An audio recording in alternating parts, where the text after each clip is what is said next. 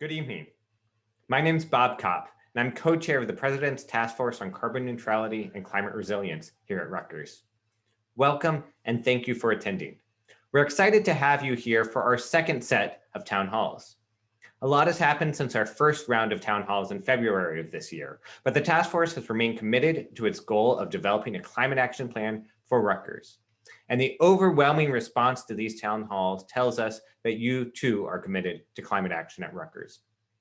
Before we get started, I want to have a few housekeeping items.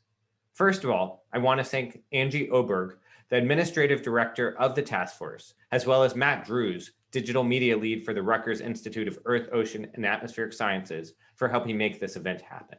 And I also want to thank Brian Ballentine, the Senior Vice President for Strategy, who will be moderating tonight, our panelists, and all of the task force members and Rutgers community members who have pushed our work forward. Now, logistically, everyone will be muted until the breakout sessions. Please use the chat to ask questions. Your questions will not get lost. Angie will be monitoring the chat all night. Tonight, we're going to check in with half of the task force working groups, and we'll have breakout sessions focusing on carbon neutrality. Make sure you are also registered for tomorrow, night 2, where you will hear from the remainder of the working groups, and we will be focusing in the breakout sessions on climate resilience. Please take a moment to participate in the Menti, the link for which you can see right now on your screen. We will be sharing the results at the end of the night, and the link is on your screen and will be in the chat. So we're going to start with some remarks, pre-recorded remarks from President Holloway. Good evening, and thank you for joining us for this two-night climate town hall. America and the world are in crisis on several fronts. A pandemic that has already taken 1.2 million lives, including nearly 250,000 in our own country. A global racial reckoning touched off by the brutal killing of George Floyd. An economic crisis caused by the pandemic. We have to confront these crises at the same time a climate crisis becomes more and more severe. This crisis touches all aspects of society, from public policy, security, and business, to design, human health, and our interactions with the natural world. And we know the effects of climate change will be with us for generations to come. For decades, the year 2100 has defined the time horizon of most scientific projections of climate change. But we don't need to look out to 2100 to see the impacts of climate change. Just turn on the news. This year alone, we've had a record-breaking hurricane season and some of the largest and most frequent wildfires in our history. To stop the effects of climate change from getting worse, we need to bring net carbon dioxide emissions down to zero. That applies to us at Rutgers as well as to the broader global society. Last year, my predecessor, Bob Barchi, established the President's Task Force on Carbon Neutrality and Climate Resilience. I'm proud to continue to support this important work, and I know by your attendance here that the Rutgers community shares a commitment to this task. The work you will hear about tonight is the product of 7 working groups, made up of more than 100 Rutgers faculty, students, and staff. They spent the summer collecting and analyzing data on how Rutgers currently operates in order to assess potential elements of a Rutgers climate action plan.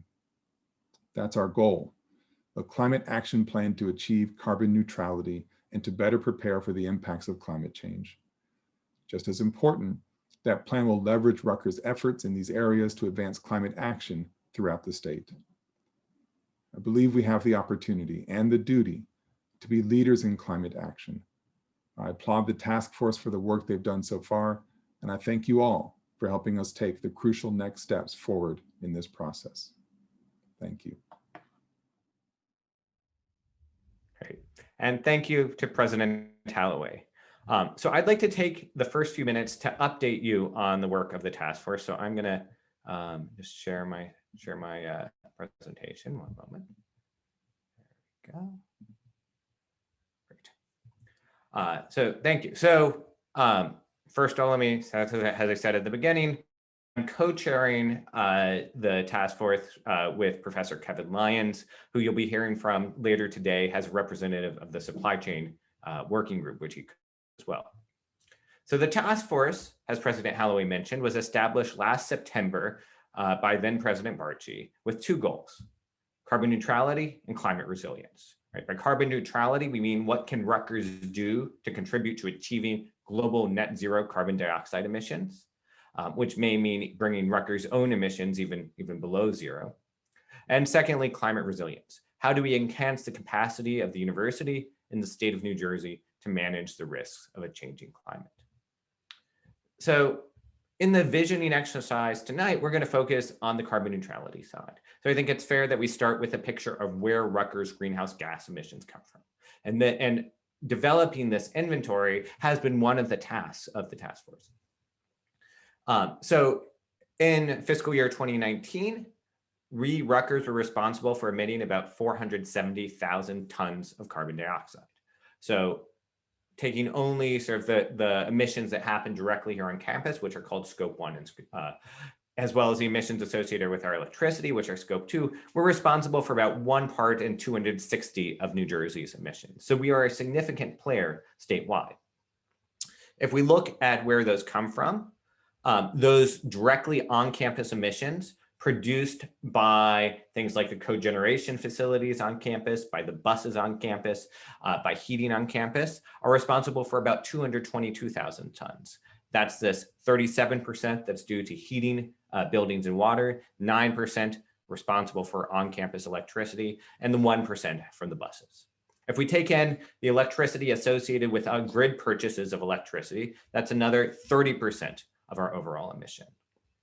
And thanks to the work that happened with the survey data that many of you probably filled out earlier, we now have a better handle on Rutgers travel emissions. So commuting is responsible for about 16% of our overall emissions budget, about 79,000 tons, and business travel was responsible for about 9,000 tons. On top of that, we probably have about 20,000 tons associated with our food supply chain. And we are continuing to work on quantifying the emissions associated with these other supply chains we purchase. So that's the story, right? So the big wedges here we see are heat, electricity, and commuting. So timeline to date. September 2019, the task force was established. February 3rd, we put out a pre-planning report, which sort of laid out how the task force is going to function through to about next summer, this upcoming summer. And in July 17th, we issued an interim report, which many of you may have seen. So right now we are in what's called, we're calling phase 2. And in phase 2, most of the activity has been happening at the level of 7 working groups. And you'll be hearing over the next 2 nights from the representatives of the leadership of those working groups. So we have a working group looking at energy and buildings, at transportation, at food and water, supply chain, at land use and carbon offsets, at climate preparedness, and at climate positive, equitable economic development. So the goal of these working groups are to establish a baseline inventory of emissions, vulnerabilities, and climate-related activities, identify potential climate solutions for investigation, and then do deep dive into some of the most promising potential solutions to create a set of Lego blocks, individual solutions that we can then piece together to compose the climate action plan. So we're transitioning now, and this meeting is part of this transitioning, to the question of how we might put those Lego blocks together. So to do that in phase 3, we're going to focus on alternative scenarios.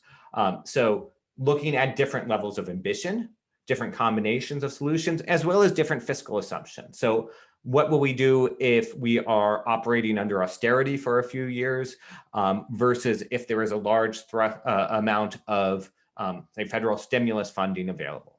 And in each scenario, we're going to have to evaluate how quickly we get to carbon neutrality, what sort of resilience benefits we see, what's the cost and savings associated with the actions, how do they affect the educational, research, and cultural benefits, how does it affect the state writ large, and how do we make sure that whatever visioning is actually a manageable and accessible plan. And then in phase 4, in the second half of the spring, we're going to take those scenarios and produce a set of recommendations that are ambitious, but also achievable and feasible, have a clear time frame and pathway for setting carbon neutrality that will become the university's carbon neutrality target, and include not just say a date of 2030 or 2040 or 2050, but also intermediary targets and the mechanisms to make sure those targets are realized. And this will be presented to President Holloway and the boards of governors and trustees in June of 2021. So our goal with you tonight is twofold. One is to update you on what we've done so far in helping put these Lego blocks together. The other is to help come up with visions for the endpoints for the phase 3 scenario analysis. So we're going to be building out these scenarios, but what are we building them out to?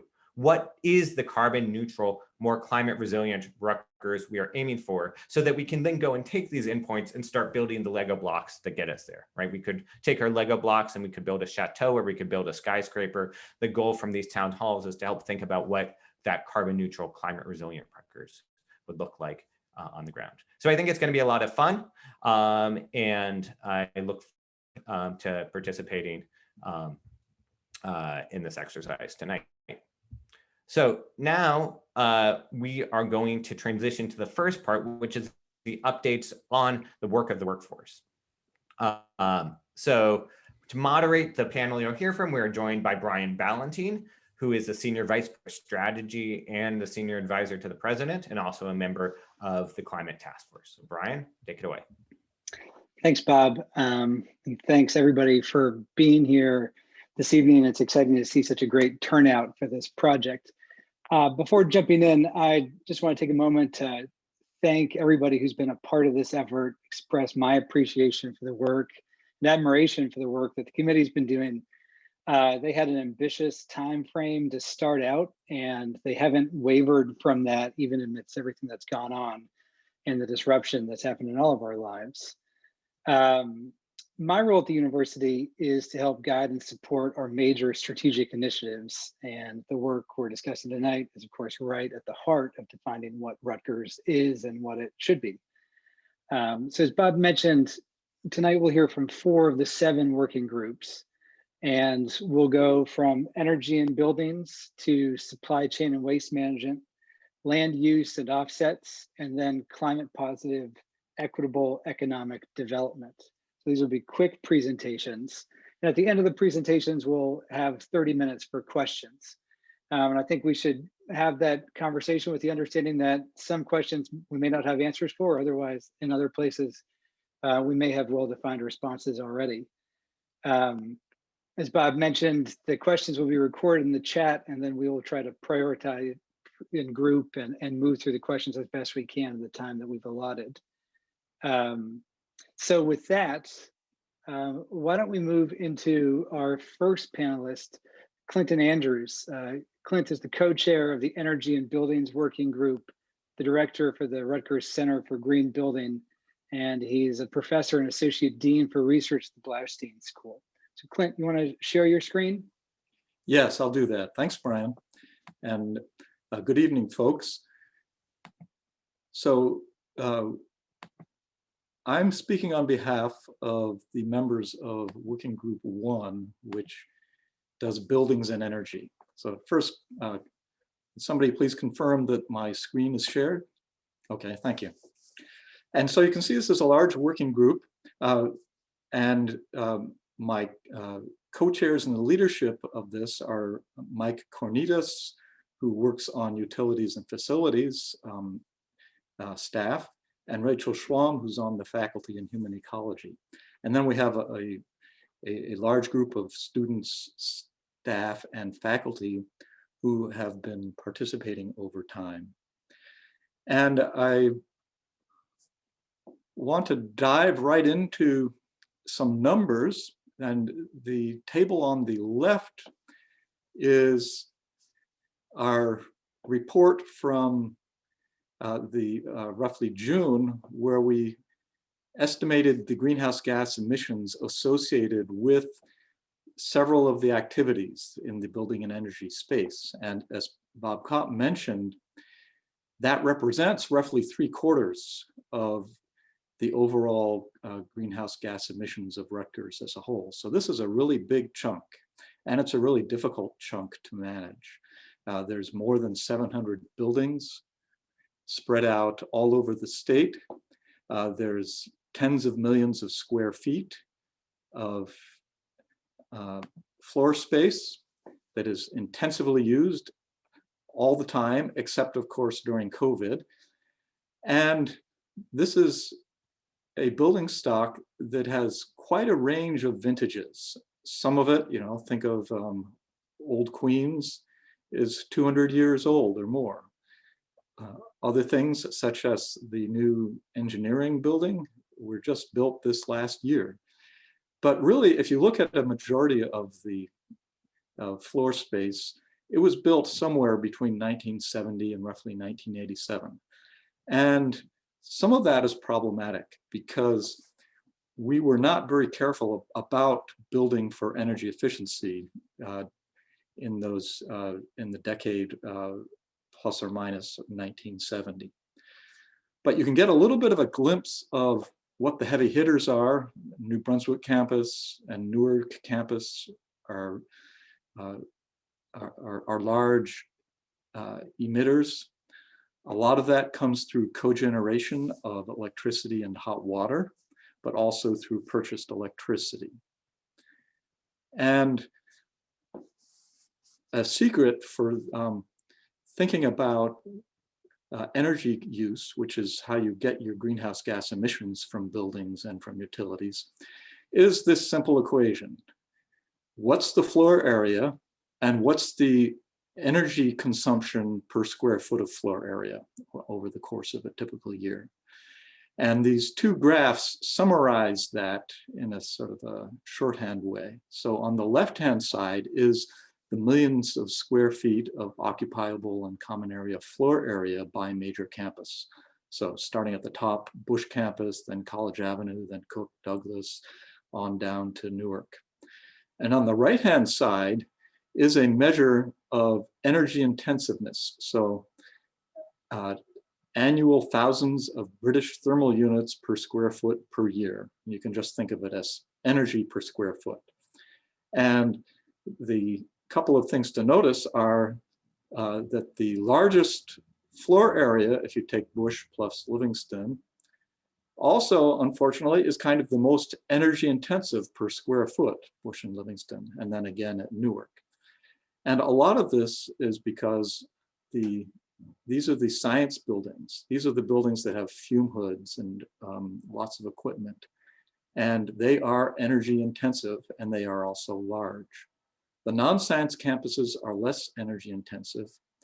If you look at the overall university-wide energy intensiveness, it comes in at the magic number 126,000 BTUs per square foot per year, which unfortunately is higher than the average for typical commercial buildings in this region of the United States.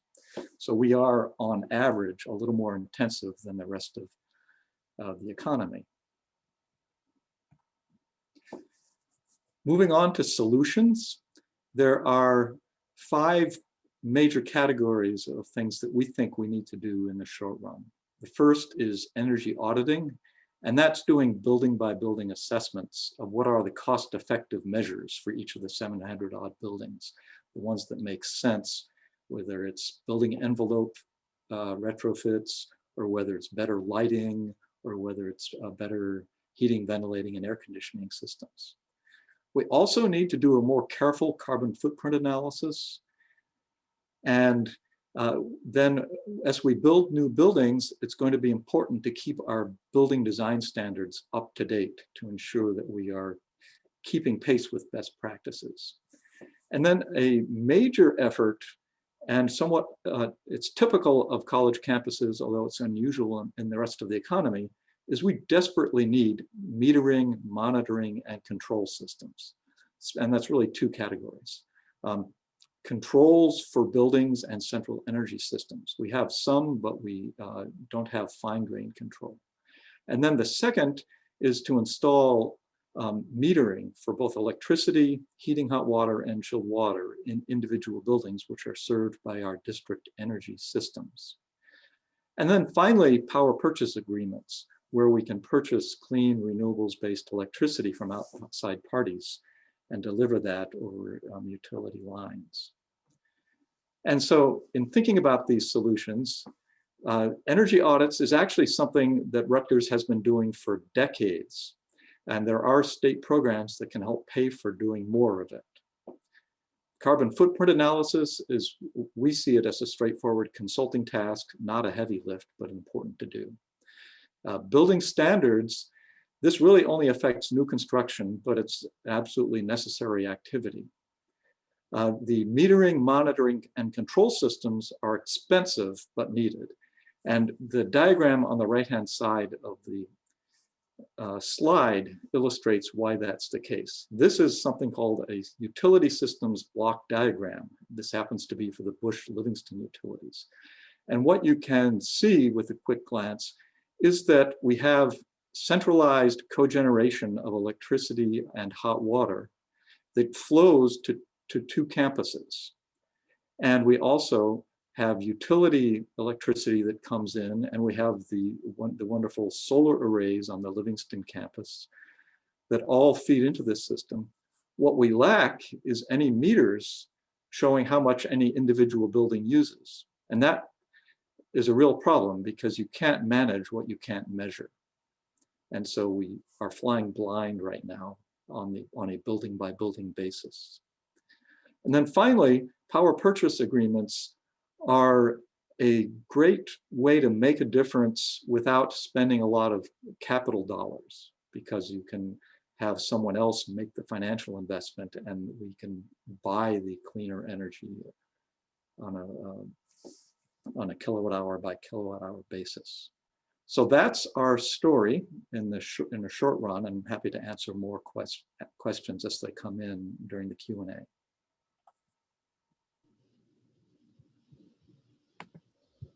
Great, thanks so much for that presentation, Clint. And as I think people are starting to type in questions already into the chat, please do be typing in your questions as we go. Next, I want to turn to Kevin Lyons, who's the co-chair of the Supply Chain and Waste Management Working Group. For those of you who don't know Kevin, he's one of the co-chairs of the Climate Task Force, of course, the Associate Director of the Rutgers Energy Institute, and Associate Professor of Professional Practice at the Rutgers Business School. Kevin, take it away. Okay. Okay, can everybody see my screen?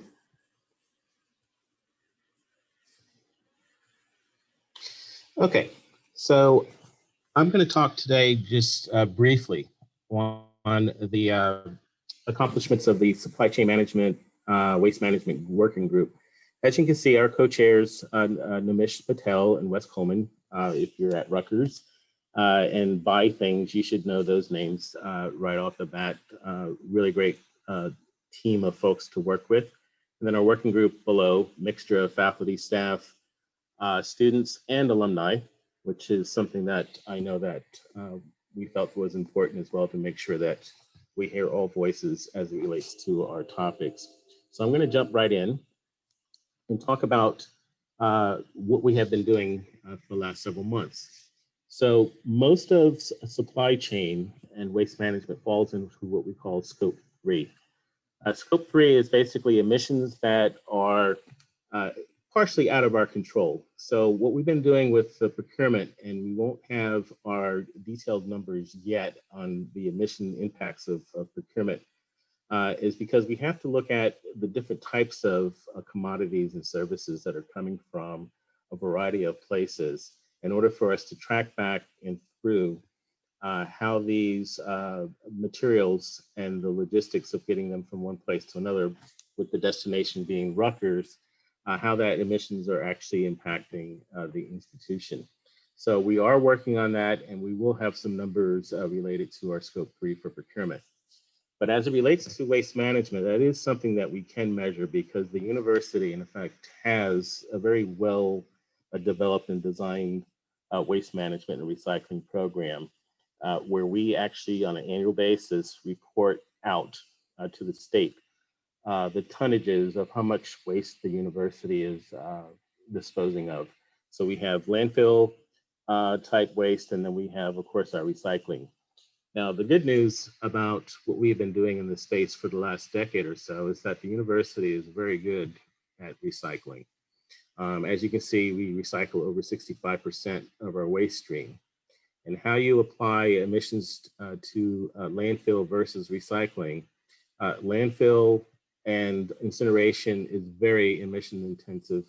So the more that we recycle, the more that we can reduce our impact on emissions. So this idea of, recycling because it's the right thing to do, it is, but when it's connected to the university's carbon footprint and emissions, it's even more important. So maintaining and doing as much as we possibly can to reduce and hopefully get as close to eliminating the amount of waste that we generate is what the goal is. But what we do have to try to recycle as much as we possibly can.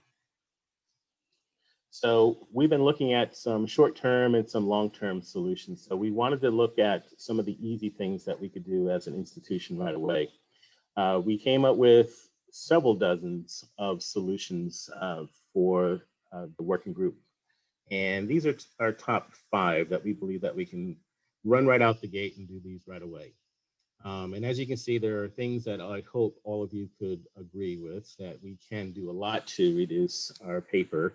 That's been a program that's been talked about by a lot of institutions for many, many years, but I think we can seriously put a dent in that. Having awareness campaign on sustainability sounds simple, but it's something that if it's not communicated on a regular basis to all faculty, staff, students, and alumni, then it's something that gets lost, and it does not look like that's one of our priorities. So obviously this ongoing awareness campaign. We've been helped with the next one by the state of New Jersey coming up with legislation to eliminate plastic bags. But I think the university could jump ahead of that and get on the process of eliminating our plastic bags now before it becomes mandated in 2022. And then the last quick one is all of our incoming students. And I have great hope that we're going to have students back on campus populating our buildings and our dorms. But the first look at what these students get to see when they come in as far as orientation should be what we are doing as part of our sustainability initiatives and recycling on campus.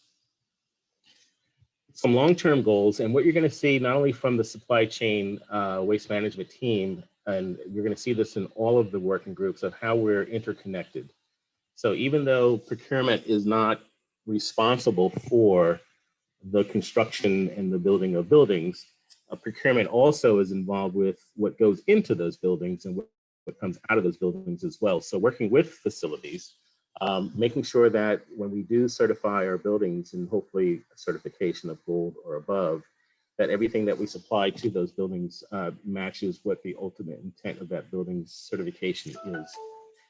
Looking at our consumable and durable goods, working with our suppliers, making sure that they understand that if they're going to provide goods and services to the university, that the university has a mission to go green. Food, again, there is a separate food group, working group, but looking at how the procurement and food and waste go together is something that we're going to pay a lot of attention to.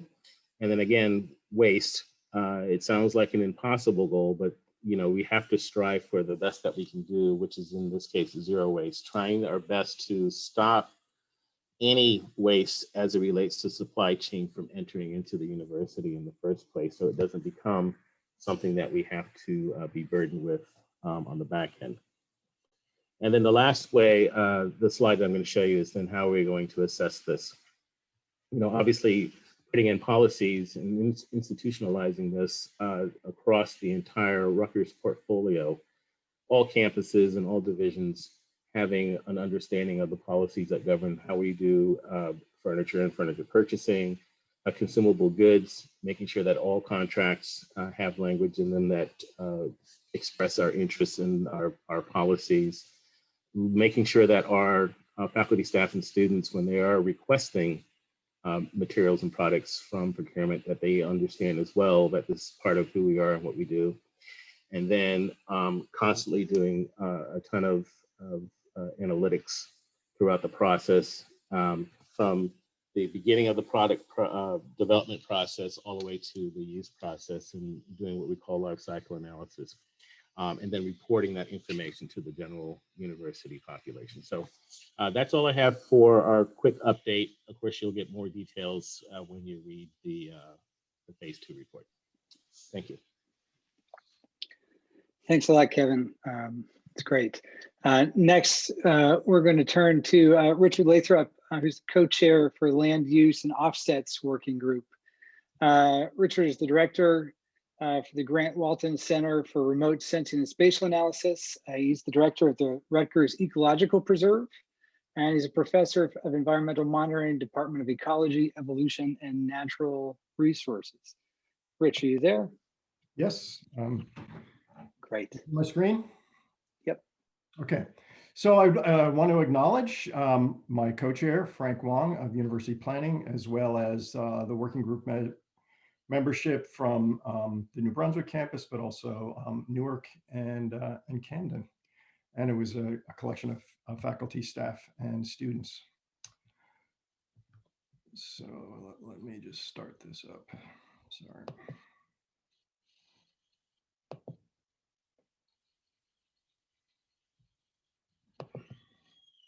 Okay. So our first step was to take an inventory of baseline emissions. And first to recognize that Rutgers manages, we've got about 6,000 acres, and that includes management of about 5,000 acres of green space, 1,500 acres of farmland, 2,500 acres of forest land, and then about 600 acres of wetlands. And so when we looked at land use, in terms of inventorying baseline emissions, there wasn't a huge amount of data, but we could find data on some of the campus grounds, as well as the New Jersey Agricultural Experiment Station, the Cook campus farms. And so honing in on Brunswick, that's about 335 acres of turf, and the golf course, as well as the farmlands. So we looked at emissions information, which was available for the golf course and for the farms in terms of their operations and maintenance practices. And so based on that, we could roll up, an emission of about 440 metric tons per year. Going back to Bob Kopp's slide, not a huge component, in terms of the overall university's emissions. And those primary sources are, coming from the gasoline, diesel usage of, turf maintenance, other energy consumption of some of the buildings, fertilizer, and then on the farms, in terms of the livestock head and manure production. So thinking about some of the potential solutions when it comes to land use, one of the focuses is trying to reduce the amount of high maintenance turf areas to what are called eco-mow zones. And the idea is you're lowering the amount of maintenance to reduce fossil fuel emissions, as well as fertilizer, herbicide use, and other irrigation. Other is in terms of just trying to transition some of the gas-powered campus grounds maintenance equipment to electrical, to take areas that of vacant campus lands that are presently not being used or don't foresee a use in the future or near future, to plant trees, to afforest those, to increase the amount of carbon storage in plant biomass, as well as in the soils. Rutgers owns about 3,000 acres of forest land on campus and then in other places across the state. And so to think about how we can maintain, if not enhance, carbon storage in those forests. And so this is where we think about carbon defense strategy. Planting trees is kind of a carbon offense strategy here in terms of we want to maintain the carbon that's already stored there, if not potentially enhance that. And then potential in terms of reducing emissions, as well as increasing carbon storage on various farms and research stations throughout the state, through enhanced management, as long as it is congruent with the goals of these particular research farms, these research entities. Now, the university already has a number of planning principles embodied in the University Physical Master Plan, the Rutgers 230 plan. And so this does provide a framework to minimize energy demands and maximize carbon sequestration.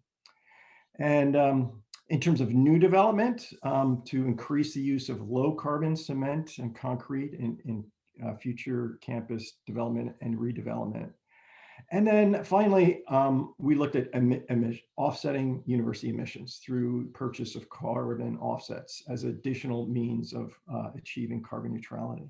So in terms of some of the assessment of those, some of this we here in New Brunswick campus have gone through and identified and actually started to institute conversion to eco-mozone. So about 25 acres were established this particular summer. So, this was a quick thing we could get off the ground. And we could achieve greater carbon storage benefit by not just stopping mowing, but planting the right mix of grasses and forbs within that. We also went through a process of identifying vacant farmland or farmland that could be afforested, 15 acres of campus land, and then another 32 acres of forest gap that could be a forest or reforest, with the idea of increasing the amount of carbon storage, again, in below ground biomass and in soils.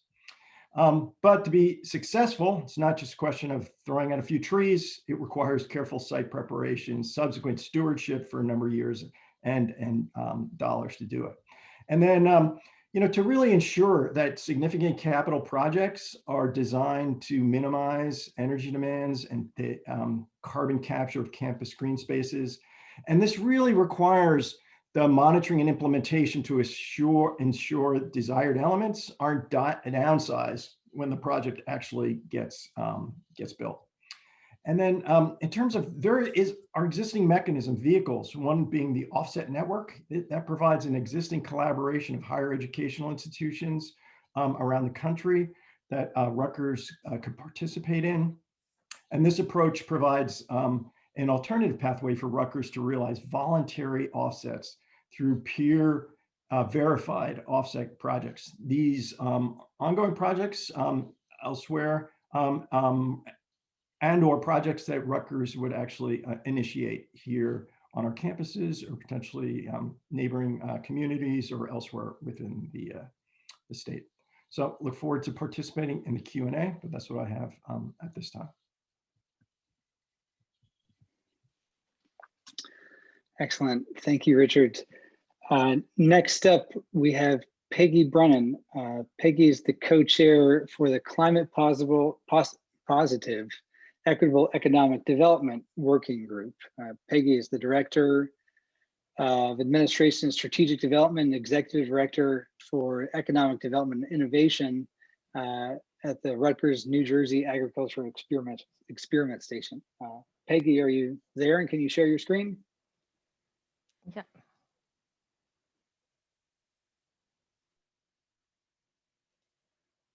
Okay, is that visible? Okay, great. Good evening, everyone. And I'd just like to thank my co-chairs, Carl Van Horn from the Bloustein School. He's a distinguished professor there. And Jessica Paolini, who's an assistant director at the Office of Economic Development at the New Jersey Ag Experiment Station. And our amazing and wonderful working group team who worked very hard on this project over the last 9 months. So, so climate positive, equitable economic development is quite a mouthful, as you can see, Brian. And but we really focused on here, we didn't think about the technical or scientific solutions about achieving carbon neutrality or climate resiliency, but rather how could we incorporate the concepts of equity, inclusion, and economic development into those solutions. And we were guided by the principle that economic development that is climate positive will foster social resilience by building social capital, diversity and inclusion, public health, public education, and social solidarity in ways that support social and economic factors critical for carbon neutrality, climate change mitigation, resiliency, and adaptation. This definition was provided to all of the working groups to think about this aspect of their solutions when they were putting together their information. So in terms of the baseline research that we did, since we didn't focus on emissions necessarily, instead we focused on identifying baseline programs that were at Rutgers at the state level and also nationally and internationally. So we wanted to understand ways in which we could become more engaged, identify where the gaps were in our programming, and how we can adapt different aspects of successful programs from across the country and internationally into the work that we were doing here at Rutgers. We identified at Rutgers over 50 programs, but less than A dozen of those programs actually incorporated 2 or more topics, such as social equity and economic development or climate change and economic development. And it was obvious early on that we needed to have greater coordination amongst these programs that we do have at Rutgers. We have a lot of great programs that are student run, faculty run, staff run, but there was a lot of disconnect between those programs. We also did a community program assessment looking at our host communities, New Brunswick, Camden, and Newark, to identify what they were doing in terms of climate positive economic development and their work on carbon neutrality and resiliency in climate change. There were many organizations and activities that were going on in those communities. And although we didn't engage with those organizations as part of this process, we do have a very comprehensive list of those programs that I think in the next phase of this effort would require some in-depth engagement with those programs to see how we can become better involved with what they are doing.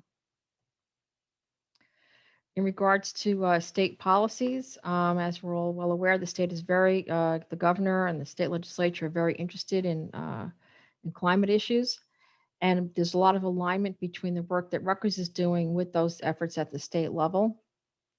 And I think that that Rutgers efforts can become more engaged with the efforts at the state level and things like the State Energy Master Plan, New Jersey's Global Response Act 80/50, New Jersey Executive Order 23 that's focused on environmental justice, and also state level investments that are being made in offshore wind and solar and many other climate related programs. We also took a look at what was happening on the national scene and internationally as well.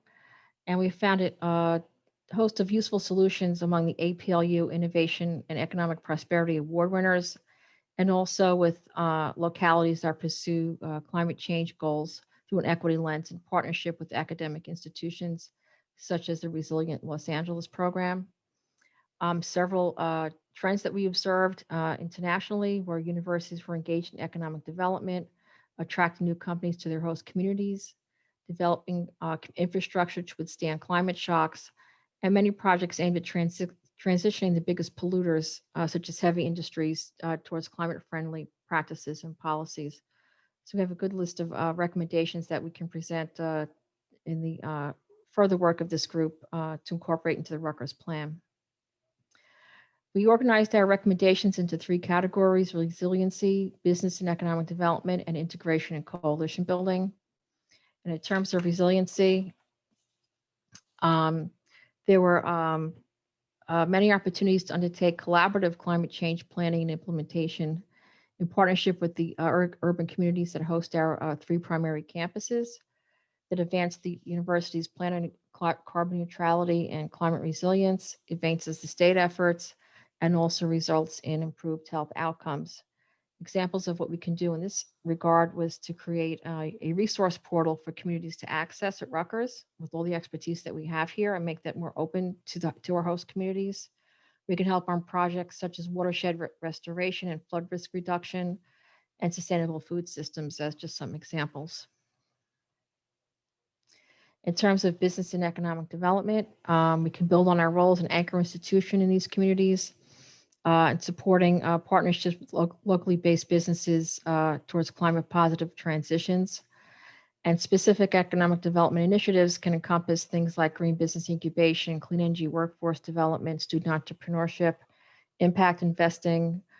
Some examples include helping the development of worker-owned cooperatives, such as forming cooperatives to buy and/or produce renewable energy, assisting communities to create nonprofit social enterprises, such as deconstruction businesses to salvage materials from existing structures, developing urban agriculture programs, and a whole other wide range of eco-focused activities. And in regards to integration and coalition building, which we saw this as a theme throughout all of the work that we did, was the need for integration and coalition building internally and also externally. And so we felt that the establishment of a Rutgers Sustainability Office was recommended to organize and oversee the implementation of these actions suggested by the task force. And we felt there needed to be some centralized entity at Rutgers that was responsible for for creating and building these partnerships. And it could also serve as a mechanism for engagement with local communities in the state. And this could foster greater collaboration and crossover to broaden the scope of our programs and our partnerships with our external stakeholders. And there's more information and detail in the report, full report.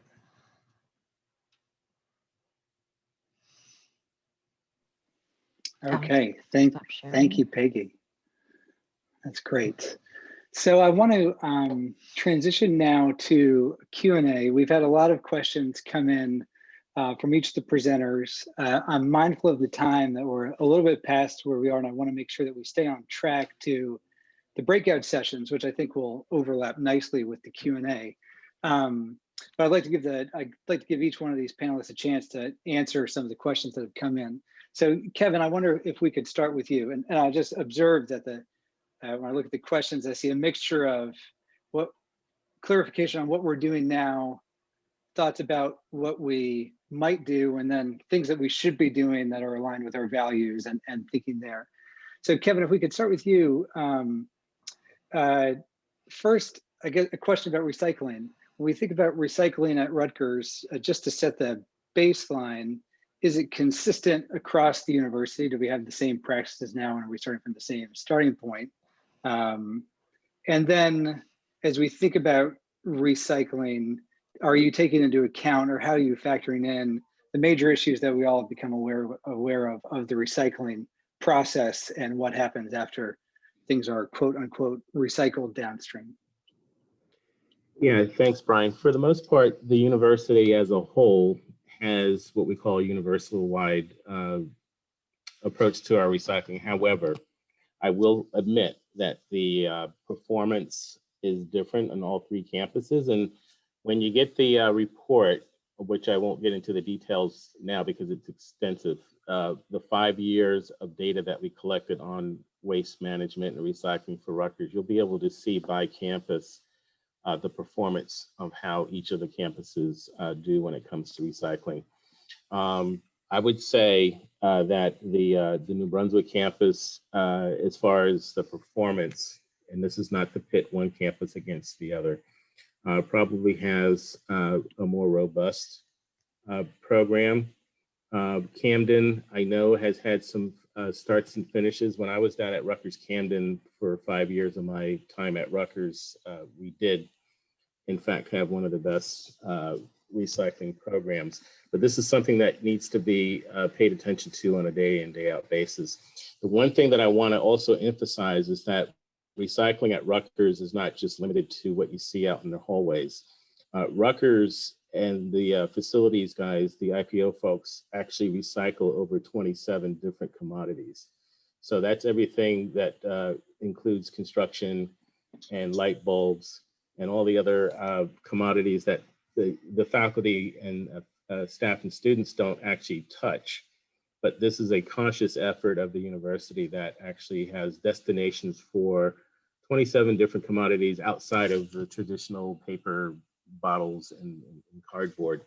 So that part of the university on all three campuses in RBHS as well, which is included in our family, that's the part of the university that's exceptional. And then the second part that's exceptional is their food waste. Joe Charette and his team historically, for the time that I've been at Rutgers, which is over 30 years, have been the top department, I believe, when it comes to the recycling of our waste. Now, we shouldn't be recycling that much food waste. We should have zero food waste. But when it comes to the food waste exiting the university, it does have destinations that we're proud of. So yeah, there are differences on each campuses, but I think that we do need to have an overarching approach to making sure that we do it better. Great, thanks, Kevin. And I'm seeing some questions coming through in the chat around whether or not this is being recorded, and just so everybody's clear, the slides will be available afterwards, and this the Q&A and the entire presentation is being recorded for access afterwards. I'm also seeing a lot of questions around community participation in this project, alumni participation, undergraduate participation, and the way that the committee has worked with undergrads, sought input from undergrads, and research opportunities. So, Bob, I wonder if you want to spend a few minutes talking about that. Well, I'll try not to spend a few minutes because I want to have time for other questions. But briefly, we're doing a whole bunch of things to engage undergrads, if not quite as much as we would have liked if we were all together on campus. Many of our working groups have undergrad members. We have a student advisory panel composed of graduates and undergraduates from all of the Rutgers campuses that have been trying to engage undergrads for a variety of social media campaigns.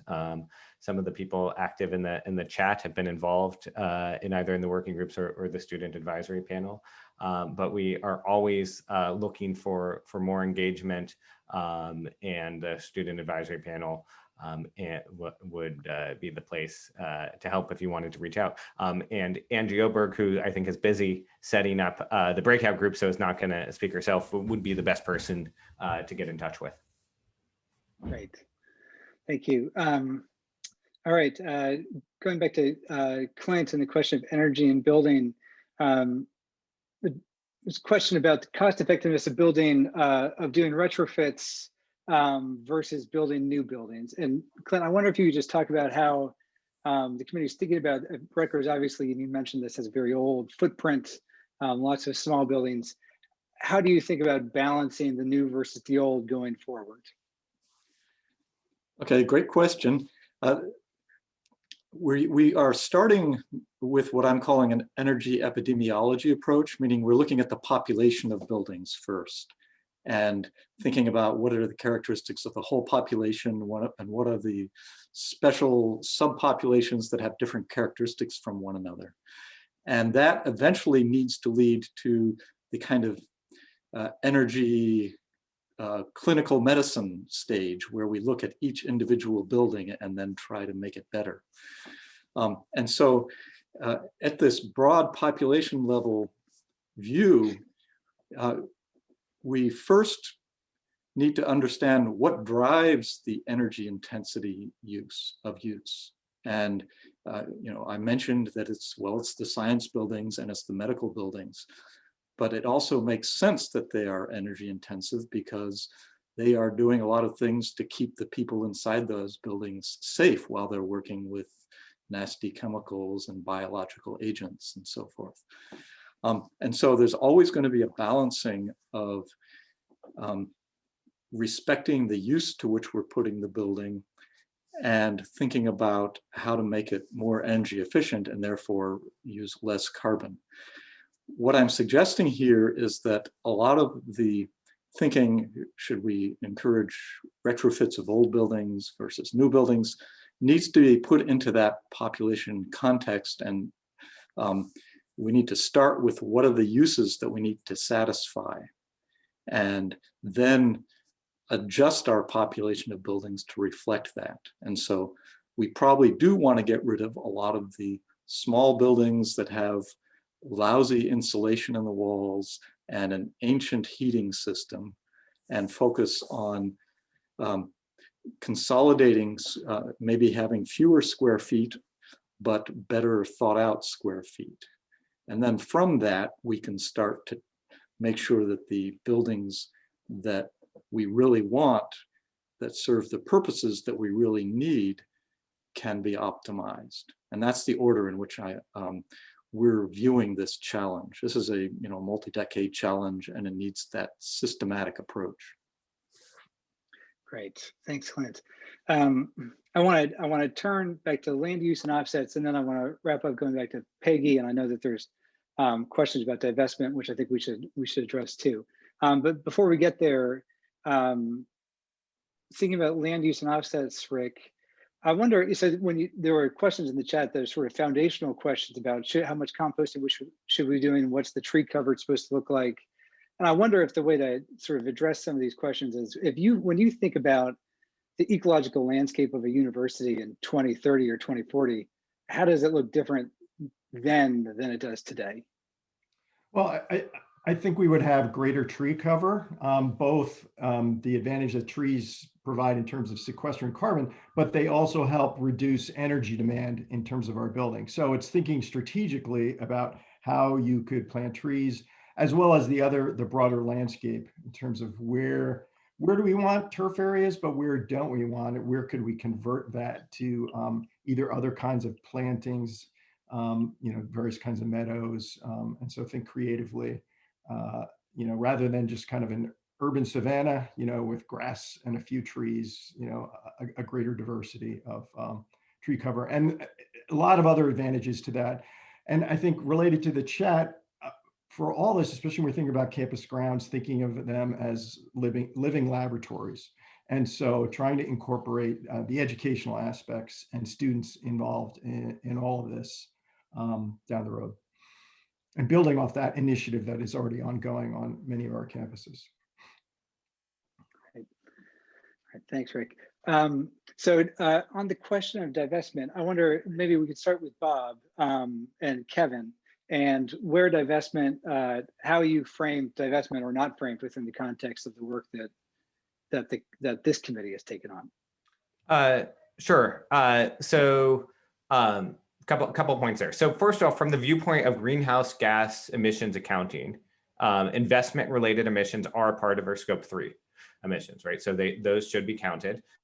And we've had in our prior reports sort of order of magnitude estimates of what those are, and they're significant. They're on the order of 100,000 tons, or roughly 20 to 30% of university emissions.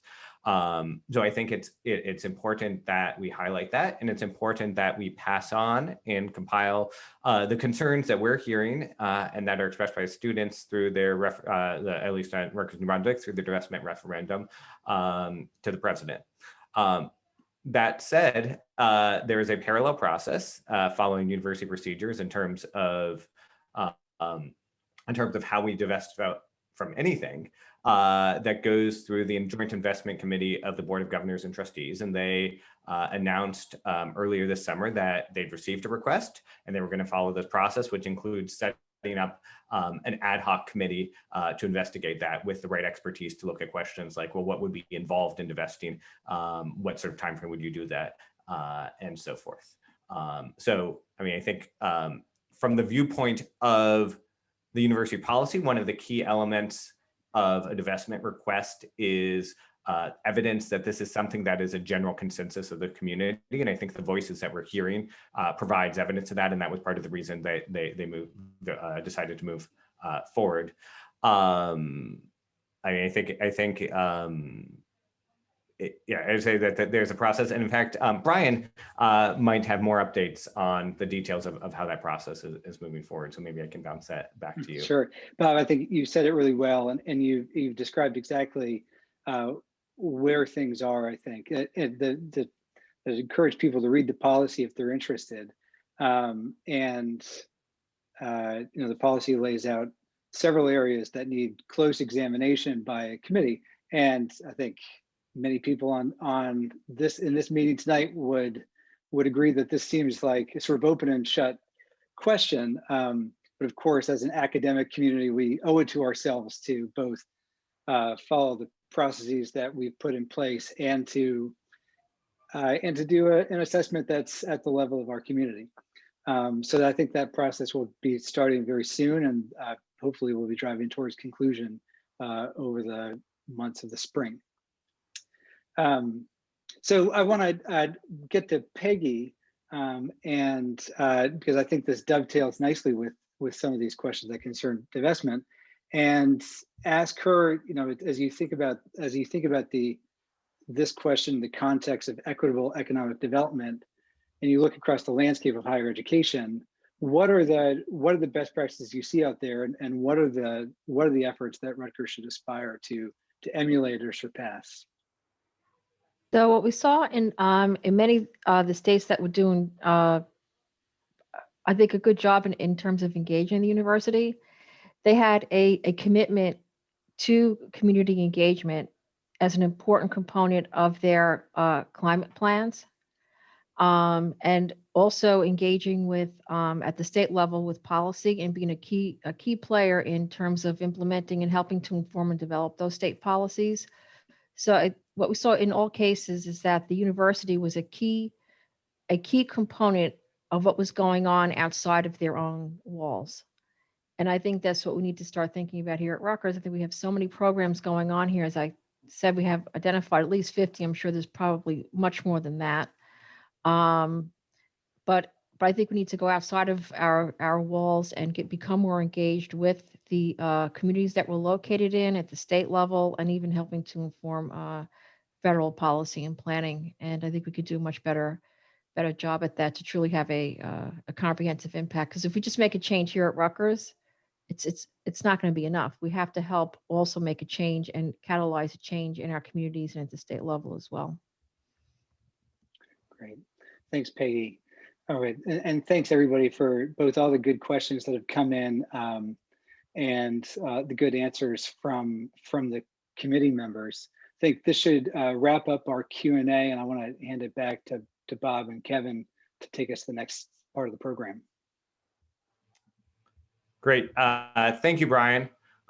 So we are going to take a short, not at this point, 2-minute break, just so people can stretch their legs. And we're going to rejoin at 7:05 when we're going to have a visioning exercise in the breakout rooms. So please stretch your legs, take a bio break if you need it, and come back at 7:05.